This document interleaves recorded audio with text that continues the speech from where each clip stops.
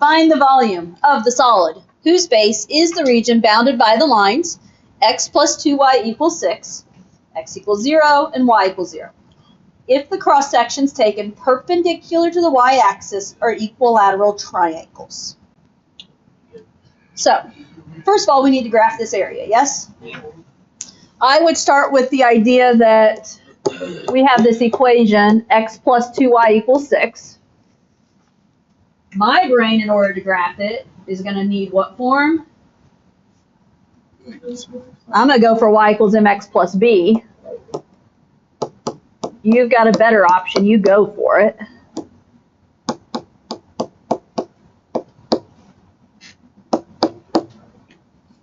Does that work for you guys? Y equals negative 1/2 x plus 3. Okay.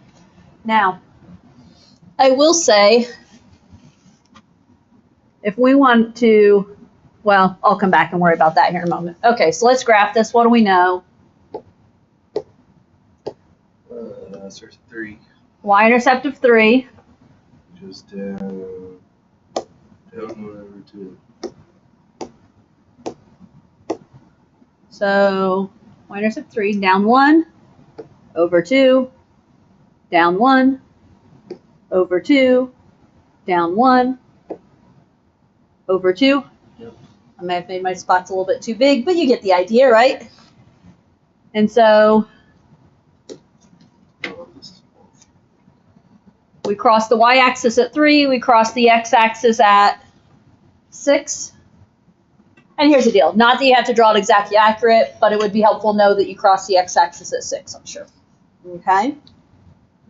Now, so we are looking at, this is our base, right? That's the, that's our base of our figure we're trying to draw there. And then, what are we doing? My cross sections are perpendicular to the y-axis and they are equilateral triangles. Now, perpendicular to the y-axis means the base goes this way, right? So this is opposite of all the ones we did yesterday, right? Yeah. And then, so my triangle, again, I don't know how to draw the 3D option, but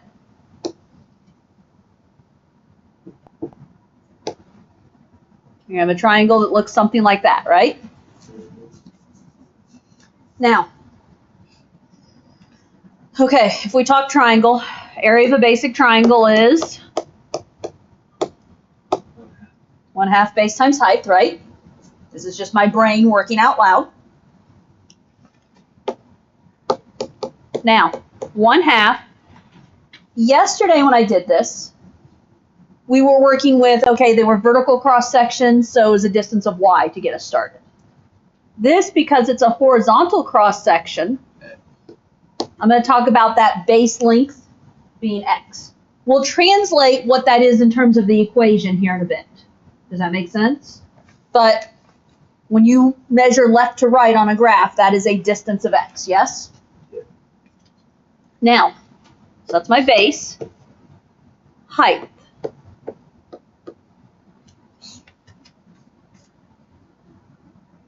Wouldn't the height be x too? It would not. Then 1/2. No. Each of the sides, this was an equilateral, right? Yeah, each of the sides are x. And if you recall, these turn into be two 30, 60, 90s. So it'd be 1/2 x. Multiply by 2. The other side. That'd be square root of. So, wait. Oh, no, that's the hypotenuse times 2. Right? So here's your small sides. 1/2 times square root. Right? So it ends up being square root of 3 over 2 x. Okay? Because the short side is your base, is your base, and then the long leg is square root of 3 times that short leg. So my short leg is 1/2, so then square root of 3 over 2. Square root of 3 times that. So square root of 3 over 2 x. Multiply this together.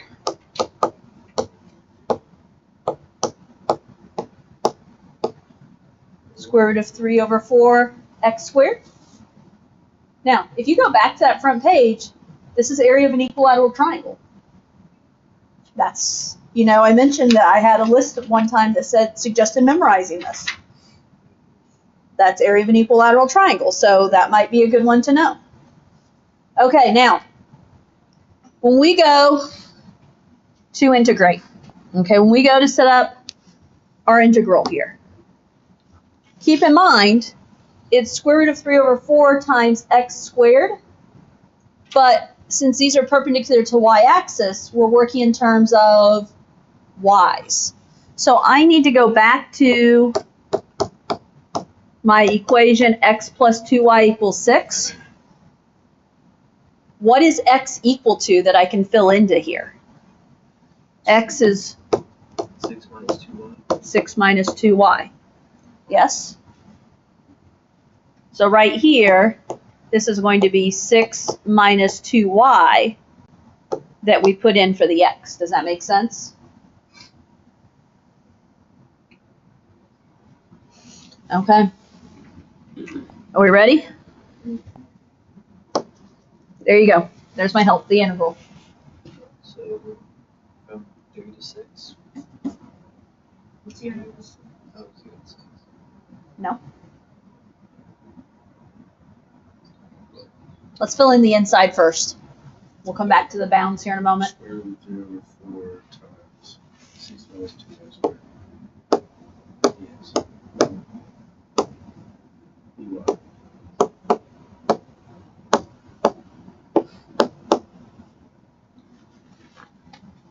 Aiden, did you have an aha moment? Well, maybe, but I'm not sure. 0 to 6. 0 to 3. Oh, we're working at y, 0 to 3. Which is why I said we'll come back to it in a moment, because I was hoping we'd have we just said everything in y's, and you started to say dx, and you caught yourself, everything's in y's. Okay? Are we okay with what all just happened? Whether we like it or not, we're somewhat following. Okay. In order to integrate this, guys, I first of all would pull that square root of 3 over 4 out front. What needs to happen? What else? Well, it doesn't have to happen before you integrate. But to me, what's going to make it easier to FOIL this out before we integrate? So if I FOIL this out, 6 times 6 is 36. Outsides would be 6 times negative 2y, so negative 12y. Insides are going to be another negative 12y, so negative 24y, plus 4y squared dy.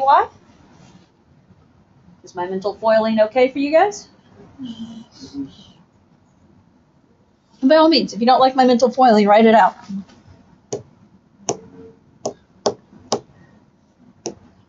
Okay, let's integrate. Integral of 36 is 36y. 36y minus integral of 24y. Negative 12y squared. Add 1 to the power, divide by the new power, plus integral of 4y squared. 4/3 y cubed. Evaluated from 0 to 3. Well, good news is every term has a y, so the 0 is going to become non-existent. It's all going to be about plugging the 3 in. Square root of 3 over 4. 36 times 3 minus 12 times 3 squared plus 4/3 times 3 cubed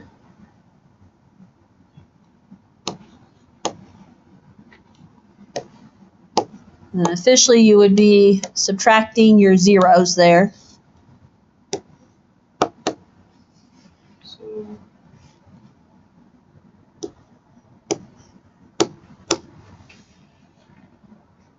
Why would I write that?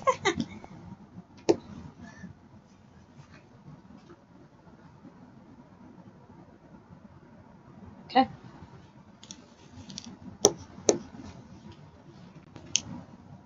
Yes, no? Did I skip too much? 108 minus 108 cancels, then you have 36. 36 times square root of 3 over 4. My brain said 4 and 36 cross cancel. So then it's 36 becomes 9, 4 is gone, 9 times square root of 3. Okay. Okay, guys. More often than not, you're going to have cross sections that are perpendicular to the x-axis. You're going to be working in x's. However, that's not always. Here's the alternative. Cross sections perpendicular to the y-axis, working in y's. Everything about the problem is in y's now. Okay. We ready? Let's try the next one.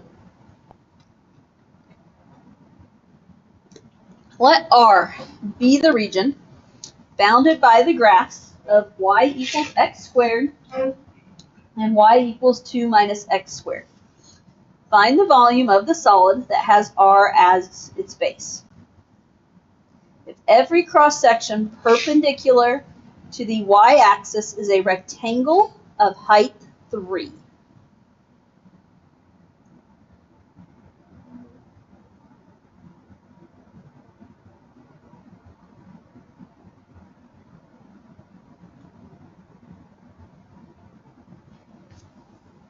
Okay, guys.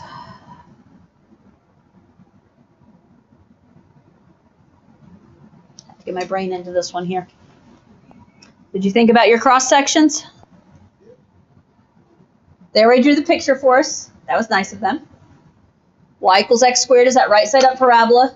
2 minus x squared is the upside down parabola. Move 2 up. Perpendicular to the y-axis. So that means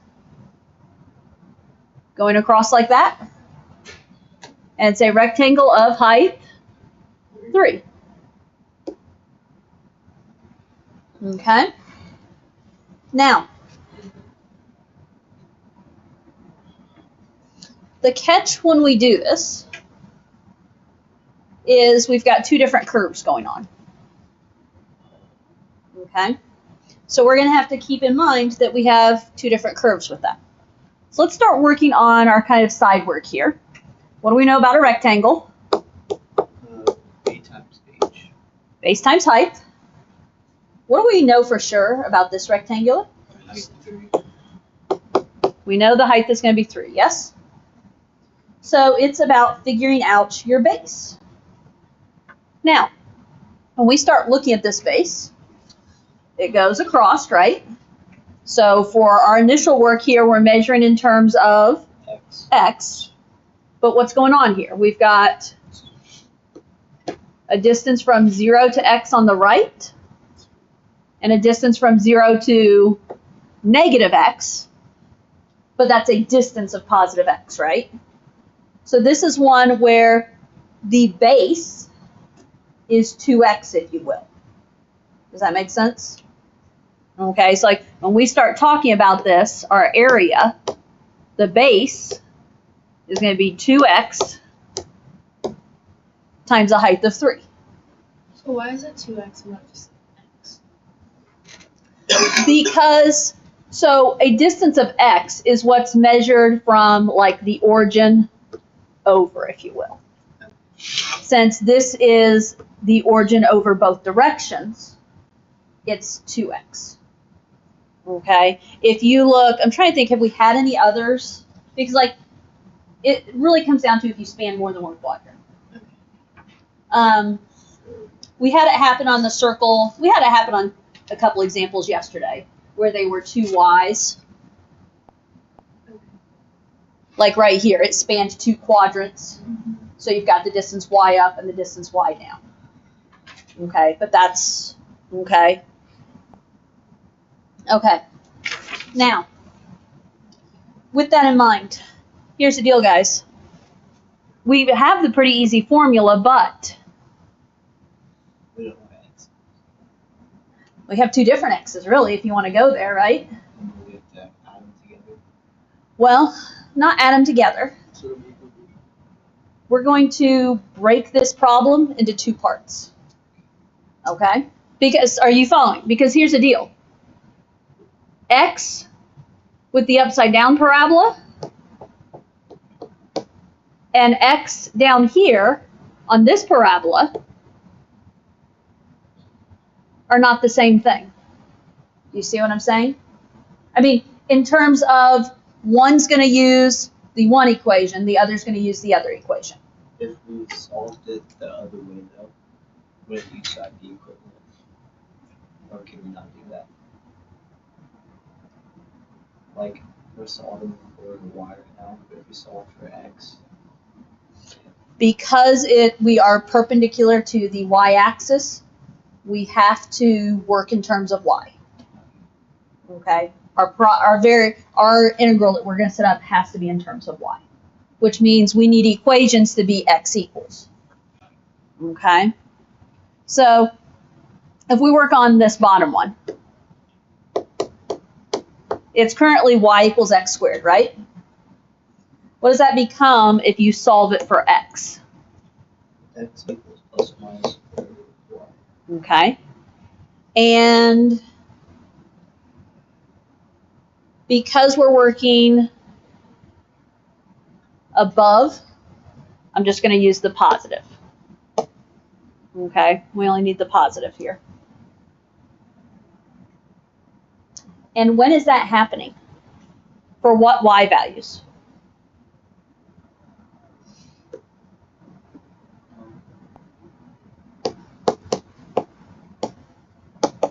In other words, 0 to 2. not all the way to 2. Oh, 1 to 2. I'm using, right now, I'm on y equals x squared. Okay, 0. So I'm using the right side up parabola.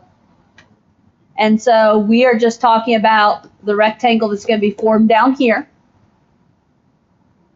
And that's on the y values of 0 to 1. Does that make sense? So y equals 0 to 1. And so if I use, and I guess I'll, if I use, I'm going to call this area 1, so we're going to have two areas. Base times height, right? We said it was 2x times 3. Yep. So we're going to make that 2 square root of y times 3. Or in other words, I should have put the 2 and 3 together a long time ago, shouldn't I? 6 square root of y. You don't have to take all those many steps that I just did. Okay, so what I know is that one of my areas is 6 square root of y from 0 to 1. Now we have to find 1 and 2. Now we have to do the other one, yes? Now the other one, I need a little bit of division. What's my equation? Y equals 2 minus x squared. So if we solve this for x,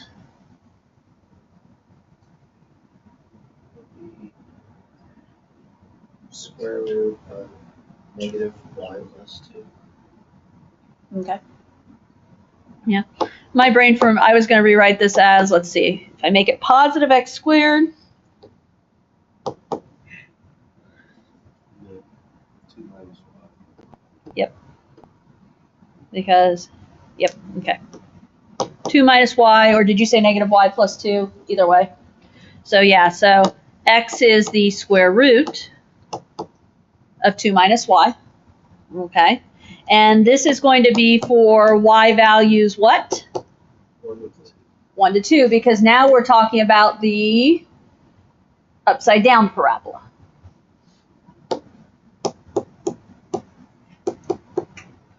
Okay. So our other area piece here, it's still officially 2x times 3, or 6, right? When we put this x in,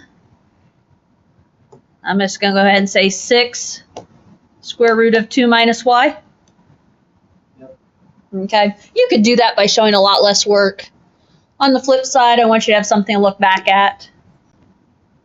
So this time it's going to be 6 square root of 2 minus y. That's from y equals 1 to 2. Okay. Now, in all honesty, that's the hard part if you ask me. Not that you asked me, but you know. Okay. So we're going to do each integral. Area 1. What do you do? Setting up.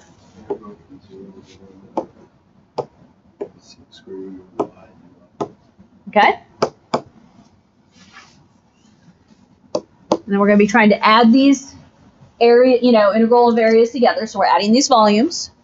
So the second one's going to be 1 to 2. 6 square root of y minus 2 minus y. or negative y plus 2. Whichever way you did that. Can we combine these? Or do we keep them separate? We have to keep them separate because we're not integrating the same thing. Is that what were you asking? Could we make it like 0 to 2? Yeah. It only works to make it 0 to 2 if what you're integrating is the same. And they're definitely not. Okay. Do I need to write it out again, or can we just integrate from here? The 6 can go out front, right? We know it's a power of 1/2. So when you add 1 to the power, it becomes y to the 3/2 times 2/3. So I'm just writing it as 6 times 2/3 right now. I'll clean it up in the next step. And that's going to be evaluated from 0 to 1 when I come back to that next step. Okay, this one, I'm pulling the 6 out front.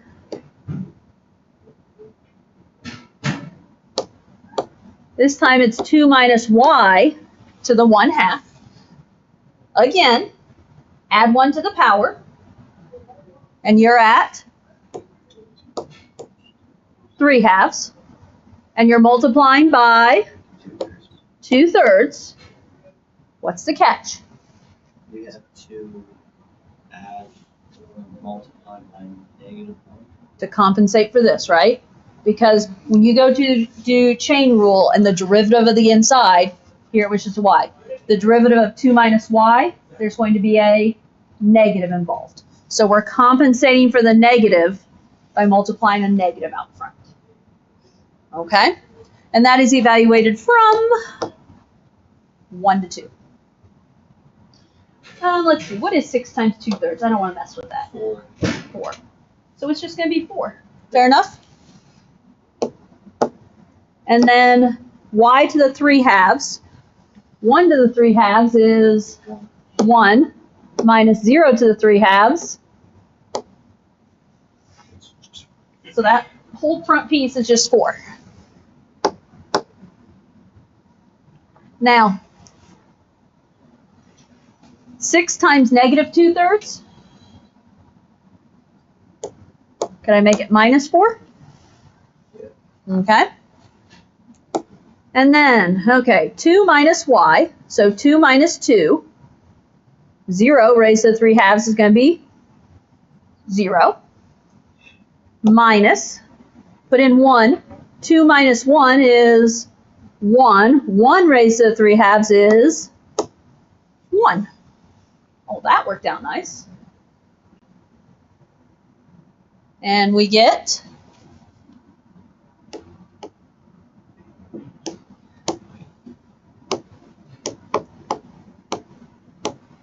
final answer of 8.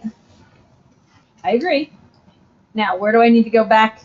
Do I need to go back to anything on the evaluation or anything? Okay. On this one, it was putting in 2. 2 minus 2 is 0. And 0 to the 3/2 was just 0. And then 2 minus 1 is 1. 1 to the 3/2 is the 1 there. So, okay. The pre-work was the worst, wasn't it? It's the setup. That's the difficult part. Okay. Now,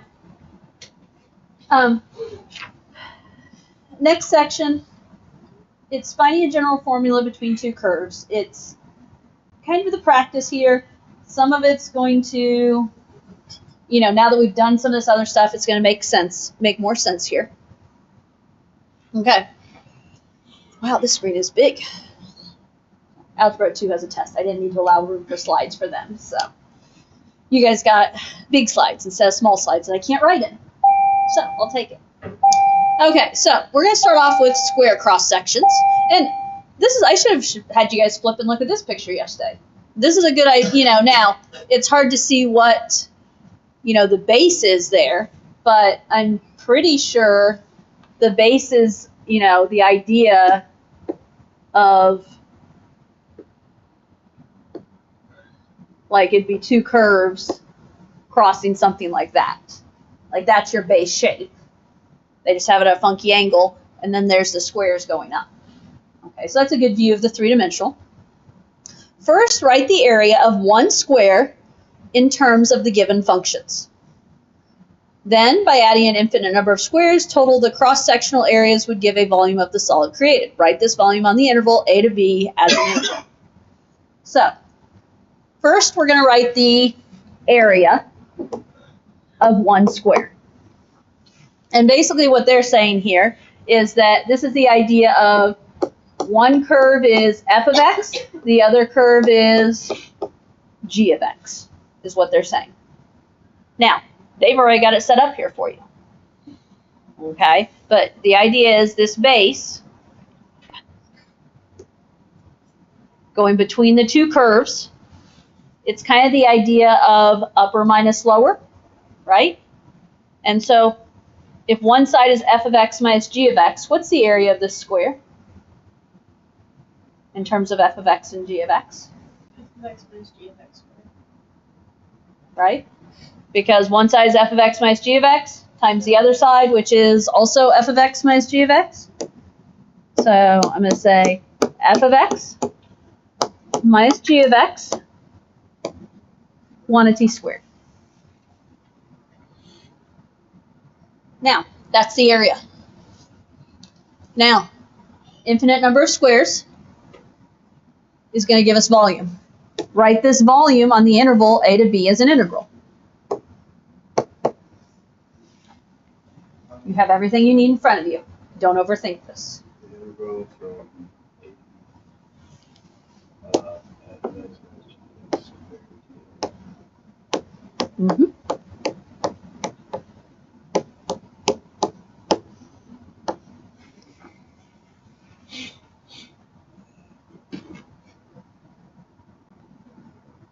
I almost feel like she really kind of made this too easy after everything else, but we're not going to complain too much, right? That's all they want on that one. Okay? Ready for the next one? Now, of course, we had to start off with squares. We start off easy. We're going to have to work a little bit harder here, but that's all right. Semicircles are a little tricky. In this case, you need to find the radius in terms of the functions, then write the area for one semicircular cross-section, and then write the volume.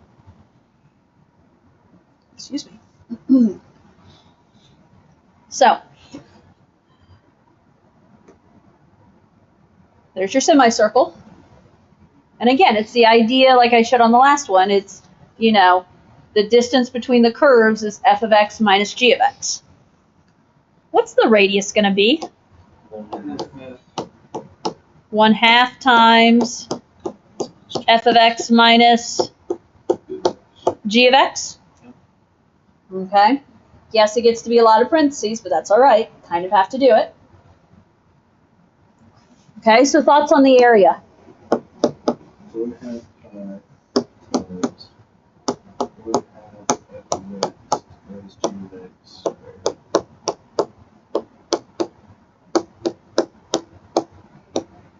Okay. Could we clean that up a little bit? Yeah. One. Oh, whoa. Shoot. I have a slight issue with the way I wrote my own answer. Well, it's a particular tiny issue, but it is important. because as I'm getting ready to multiply that, I'm realizing in my head I'm not going to come up with the answer I'm seen over here. Because right there. Mm-hmm.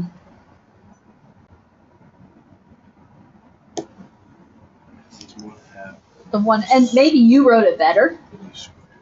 Yeah, because you're taking that 1/2 f of x minus g of x, and you're squaring that whole thing. So The way I wrote mine, I just squared the f of x minus g of x. can't really do anything else with that. You can. Pi over 2. Yeah. And, yes, pi over 2, but the f of x minus g of x quantity squared is going to have to stay that way. But the 1/2, you could go ahead and square that. So then it would be pi. Mm-hmm. Because 1/2 squared is going to become 1/4 times the pi over 2 we just talked about. So the cleaned up version is going to look like pi over 8 times f of x minus g of x quantity squared. Okay? That's your cleaned up version. Not that the other version is wrong, as long as you get parentheses in better than what I did. Volume. Write the volume generated by slicing the region between the curves of f of x and g of x on the interval a to b. It's remove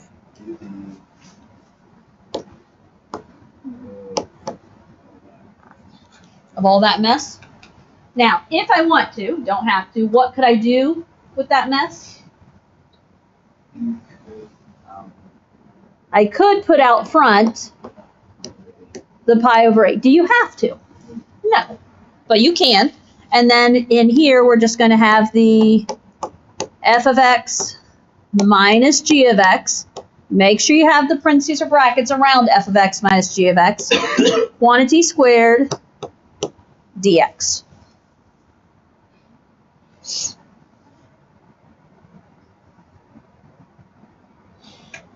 Okay? And one more.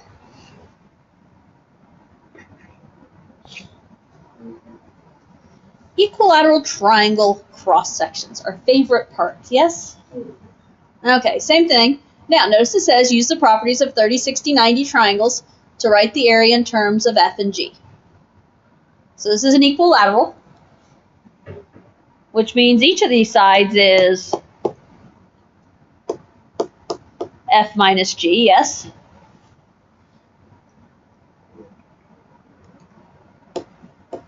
This is a 60, 60, this is 60, or that 60 splits into 30, 30, yes? and it is square root of 3 over 4 x squared. f of x. Okay, so Aiden's using that formula I said we could memorize, yes? Okay. Or just recognizing that if each of these pieces is 1/2 that length, right? Then that makes the height the square root of 3 over 2, right? With the idea that each of these is x. So, yeah, so if you write, it is the basics of square root of 3 over 4 x squared, except our x is going to be that f minus g. So, area is square root of 3 over 4 times f of x minus g of x quantity squared. Okay? Doesn't hurt to know how to manipulate that 30, 60, 90 though, right?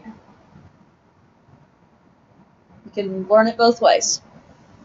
And volume. This square root of 4 f of x minus g of x.